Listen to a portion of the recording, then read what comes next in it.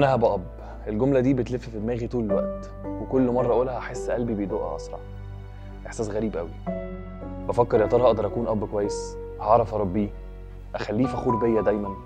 كل التفاصيل الصغيره دي بتخليني اتوتر، وفي وسط كل ده في لهفه كده عندي ملهاش حدود جوايا. نفسي اشوف وشه الصغير كده واعد صوابعه، اسمع صوته. كل مره اتخيل اللحظه دي احس ان كل حاجه تانية ملهاش قيمه.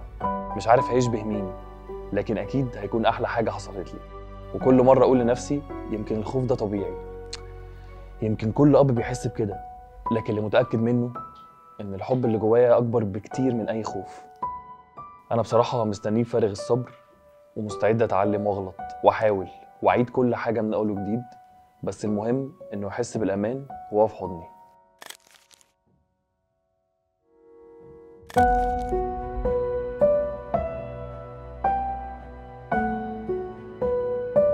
يمكن دي كانت اكتر لحظه في حياتي ما كنتش عارفه اقول فيها ايه، ولا عارفه حتى اوصف انا كنت حاسه بيها ايه.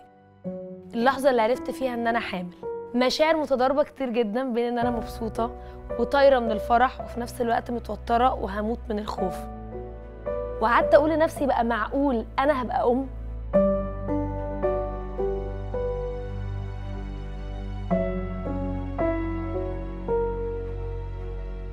مش عارفه اذا كنت ولد او بنت وما حبيتش اعرف، بس سواء كده او كده مهما وصفت ليك مشاعري دلوقتي مش هقدر اوصفها.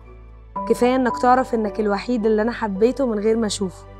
بوعدك اني اكون ليك ام تفتخر بيها، وعايزه اقولك ان انا وبابي محمد هنفضل نحبك طول العمر. ما هو انت النعمه اللي ربنا رزقنا بيها. ربنا يجعلك نعمه دايمه في حياتنا يا رب.